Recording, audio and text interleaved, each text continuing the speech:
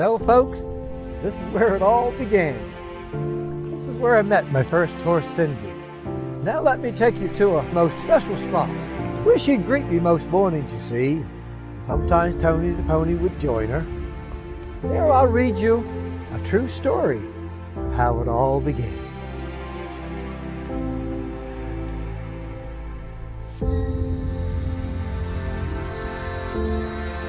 So now, folks, I'm heading towards that special place I've talked about. This story is how Cindy the horse and I started doing guided horse and buggy rides for the first time ever since 1753 in this little UNESCO heritage fishing town called Lunenburg, located in Nova Scotia, Canada.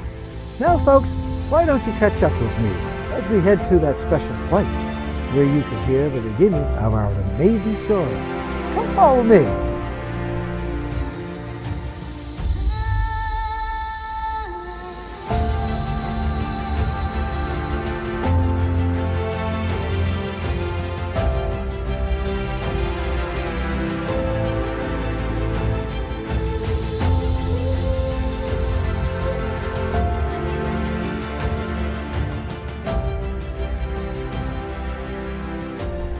Well, hello, folks, children of the world.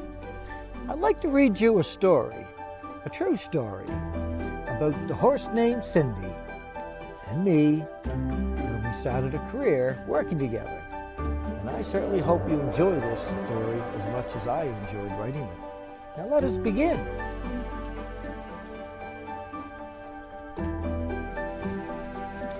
Wow, what a beautiful crisp morning, Tony the pony thought as she opened her eyes.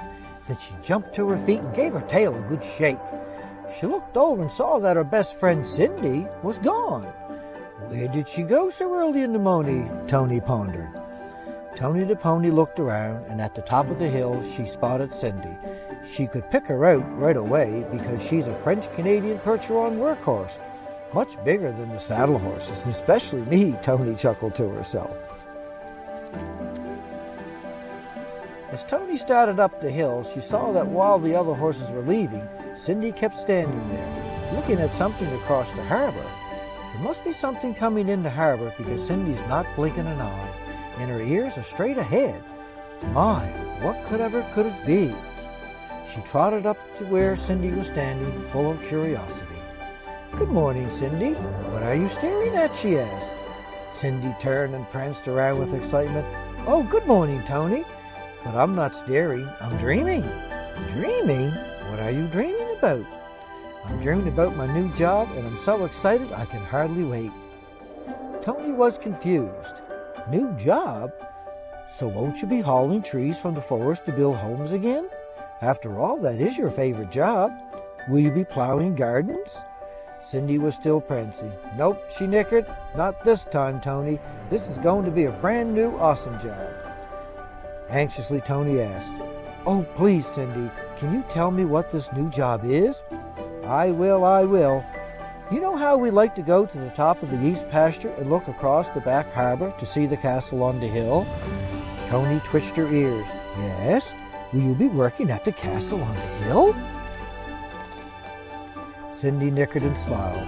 "Well, sort of, Tony, but let me explain. Last night you fell asleep early. I didn't want to wake you, so I decided to go for a walk to the north pasture for a little snack of grass before resting for the night. On my way over, I saw a man coming in the driveway with a motor vehicle. He went to the house, knocked on the door, and Mr. Farmer came out. They shook hands and walked over to the front gate. When they got there, Mr. Farmer started pointing towards me. Even though us horses can hear up to 4 kilometers, I couldn't quite make out what they were saying. I walked over until I was about 150 meters from the gate, and then I could hear well. Most of they were just talking about my job in the forest and how I plowed the fields and gardens and such. "Go on," said Tony the pony, anxious to hear what happened next. "Well, I did hear Mr. Farmer say that the whole town of Lunenburg living here were giving something really special. Then Mr. Farmer called for me to come to the gate. I couldn't imagine why, because it was getting too dark to work. I trotted over to the gate to see what he wanted. When I got to the gate, I thought I could smell carrots. Maybe Mr. Farmer Has one for me, I thought, but he only wanted to scratch my ear to thank me for coming over right away. Ugh, he found a tickle spot again, Tony, and I shook all over. Tony said, I know what you mean. Sometimes he gets me too. He wanted me to meet this man who was with him. The man came over to me and said that I had to be the prettiest French-Canadian Persian horse he had ever seen. Now I know I could really smell carrots. It was coming from the man's pocket, so I gave his pocket a nudge. He laughed, pulled out a carrot out of his pocket, and said he almost forgot to give it to me. Tony, I knew I could smell carrots. We have very good noses to smell things that are a real long ways away. He really liked my white socks, and Mr. Farmer told him I am a very strong breed for smaller workhorses. He explained how we stay in good shape by working here on the farm. He didn't notice the white spot on my forehead, so I guess I'm in need of a haircut, Tony, she chuckled. By now, Tony was stomping her feet with impatience. Yes, you must look your best, but please, Cindy, won't you please tell me what your new job is? Okay, laughed Cindy. Well, Tony, the town is going to be buzzing with visitors because Lunenburg has been declared a UNESCO World Heritage Site. I don't know what that means, but my new job will be to take visitors for a slow trip through the streets of Old Town Lunenburg in a nice wagon and harness. Mr. Oickle will be driving me and telling folks and families all about the history of the town as I pull him around. That sounds wonderful. But wait a minute, Cindy. Who is Mr. Oickle? When do you start this new job? And what kind of wagon are you going to have? She blurted all out in one breath. Do you think it'll be a work harness? Cindy smiled and nickered. Whoa, Tony. Slow down. You know us horses, we are not to be rushed, and we need lots of patience, she chuckled. Well, Tony, the man who had the carrots last night is Mr. Oickle. I don't know what type of wagon and harness I'll have. I just know they're supposed to be really beautiful. Mr. Farmer told me I'd be Spoiled doing this job. He said that he guesses my logging days are over, and this job will be a piece of cake for me. I will be taking people to see a Blue Nose, a place called Lunenburg Academy, and something they call a bump, and lots of other places along the way. Mr. Oickle will be telling stories. My job is hauling people slowly around the town with many stops along the way. Mr. Oickle said this is a very important job, and we have to get it right, so we have lots of training ahead of us. I don't know what training I need. Hauling a wagon in the forest is really tricky sometimes. Hauling on the road will be easy peasy. Oh, Tony, I could hardly believe what he was saying. I had my ears straight ahead listening. He also said I will be the very first horse ever to have this kind of job here in nearly 250 years. Back in the day, since 1753. Then Mr. Farmer saw Mrs. Farmer at the door and thought he should get on a-going. He need to get up early to milk the cows, you see. Then Mr. Oickle shook Mr. Farmer's hand and said it's a deal. I'll say goodnight now, and goodnight to you too, Cindy. Mr. Oickle said he had more carrots for me, and then he would be on his way as well. I was munching the last one when he patted me softly on my cheek and whispered in my ear that he had a surprise for me in the morning. I watched as he drove away and wondered, whatever could my surprise be? Maybe it would be my nice new harness and wagon. What do you folks think? I was so excited last night, Tony, that I could hardly sleep. So I walked up the hill to the east pasture. The stars were sparkling and the moon was nearly full, shining brightly with not a cloud in the sky. The harbor was glistening with the light mist just floating over the water. You could see the stars shining on the rippling waves, just like dancing diamonds. It's just so pretty here in Lunenburg, even at nighttime. It was so calm and peaceful, Tony, that I slept up there for the night. Cindy did a little prance and gave her foot a stomp. I don't know when Mr. Oickle will show up today, but I hope it's soon. I can hardly stand still. Tony chuckled. I haven't seen you so excited, Cindy. Just then a rumble started coming up the hill. With her sharp eyes, she could see a wagon on the back of a big truck. Do you see that wagon, Tony? She asked. Yes, I do, but it doesn't look very nice, Cindy. Do you think it's your wagon? Tony asked. I don't know, Cindy responded. Look, there's Mr. Oickle coming behind the truck. Let's go to the south pasture so we can get a better look and hear what's going on. When they arrived, the wagon was off the truck. Cindy and Tony were both wondering if this was the wagon. You were right, Tony. It's not very nice.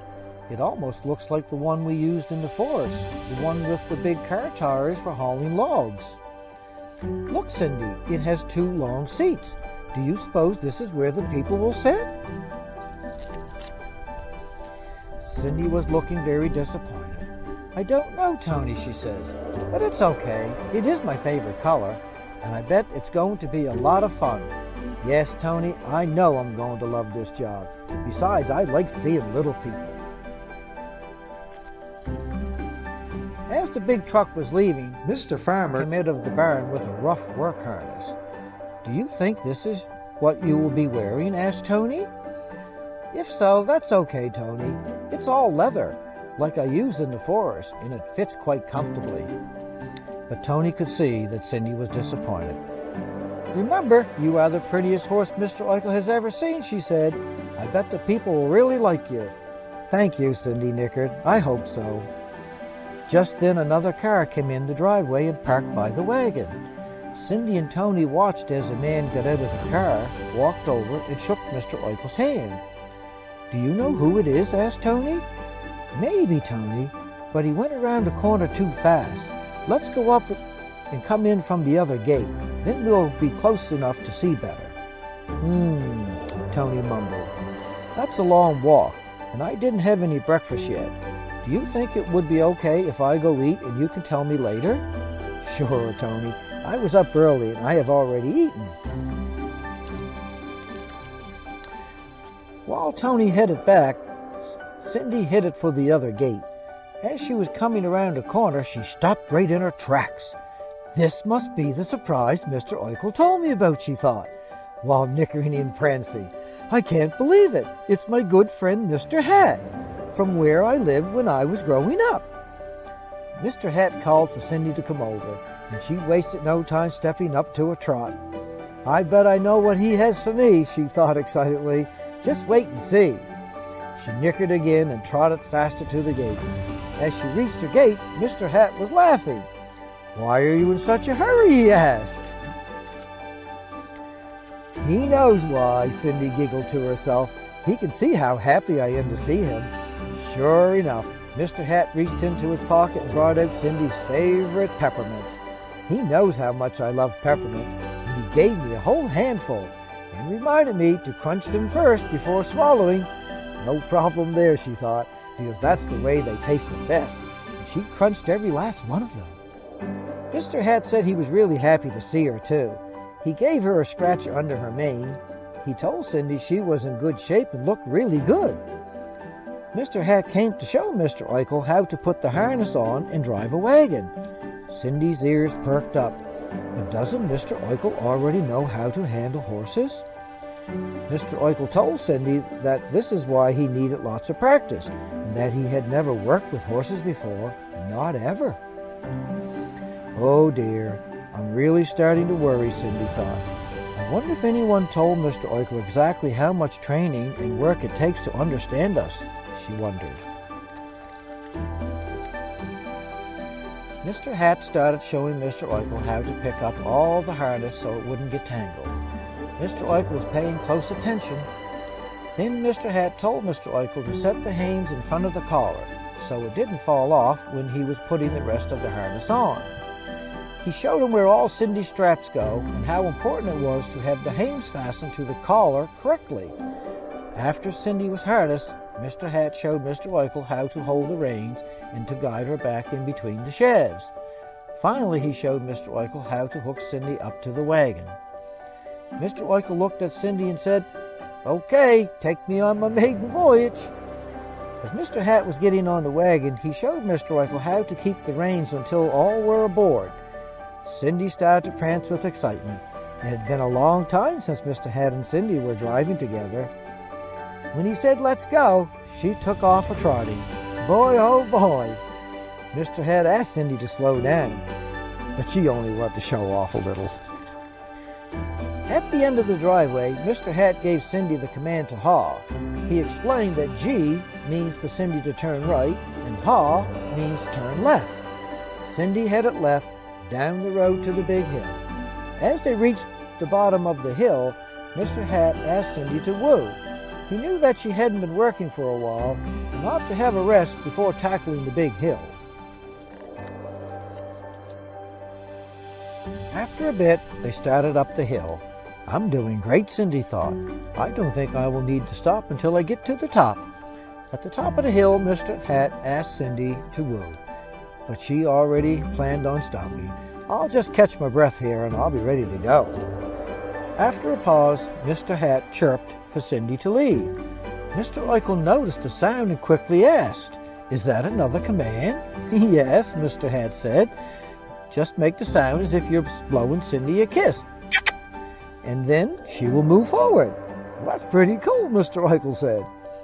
But Cindy thought, "Oh dear, oh my, he has lots to learn." So back the country dirt road they went. Along the way, Mr. Hat explained to Mr. Oickle all sorts of things he needed to know about handling horses. He also explained just how much heavy work they can do, and that this job would be easy peasy for Cindy. To herself, Cindy said, "It sure is going to be an easy job." They were now coming up to an intersection, and Mr. Hat asked for Cindy to haul over left, and then go towards the ditch and stop. He thought this would be a good place to turn. Now he asked for Cindy to gee over, so she moved over to the right until he said whoa. Cindy knew they were in a good position. Then he asked for Cindy to step up, and they were on their way back. Easy peasy. Cindy stepped up trotting. Mr. Hat said Cindy would sometimes run towards the barn, but he wanted her to slow down because they still had the big hill to go down. He was right, of course. Cindy knew that going downhill was much more difficult than going up, especially when she had a heavy load of logs. It meant holding all the weight. Until her legs got stronger, she wanted to be careful. As they came to the hilltop, Mr. Hat asked Cindy to stop for another rest. He was surprised by the view. He thought the sight of the harbor below, with the castle above it, was absolutely beautiful. Cindy stepped forward to let Mr. Hat know she was ready, and he chirped for her to go. Cindy made her way very carefully down the hill, and when she got to the bottom, they stopped for another rest. "My legs are a little tired, but I am sure they will muscle up very quickly," she thought. They started off yet again, and it wasn't long until they were turning into the barnyard. Mr. Hat drove Cindy over to park the wagon. Mr. Oickle asked if he could walk Cindy out of the wagon and take her harness off all by himself. Wow, Mr. Oickle really is wanting to learn, Cindy thought. Mr. Oickle walked her out of the wagon without a hitch. The harness came off perfectly, and Mr. Oickle carried it into the harness room. Mr. Hat eyed him as he tried to put it on the rack. "Whoa," said Mr. Hat, and showed Mr. Oickle how to hang it up right. "You need to hang the harness up the same way you put it on the horse, you see," he said. Mr. Hat was very pleased about how well Cindy had done, and he was so pleased about how well Mr. Oickle had done. He came over to give Cindy another scratch and a few more peppermints. Then he told Cindy how good it was to see her again, and promised to bring her more peppermints the next time he came. But he wouldn't have to be going now, and he said goodbye. Cindy gave him a little neigh to let him know any time, "I love peppermints." Mr. Oickle said that he had to get on a going too, and that he would see Cindy in the morning. She watched as they both drove away. Mr. Oickle never stopped smiling. He was happy with me today, Cindy thought. Cindy looked about her. The other horses were nowhere to be seen, so she headed to the back pasture. On her way, she saw Tony coming to meet her. "Hi, Tony. How come you're out so early today?" Cindy asked. "I knew you would be home early, so I thought I would come and wait for you so you could tell me about your day." So for the rest of the afternoon, Cindy and Tony gazed on the east pasture. Cindy told Tony all about the day and the exciting parts of her new job. "It's getting dark, Tony. Let's hurry up to the top pasture and watch the moon come up over the harbor again." "I agree," Tony said, and up the hill they went. This was her favorite spot where Cindy liked to stand, you see.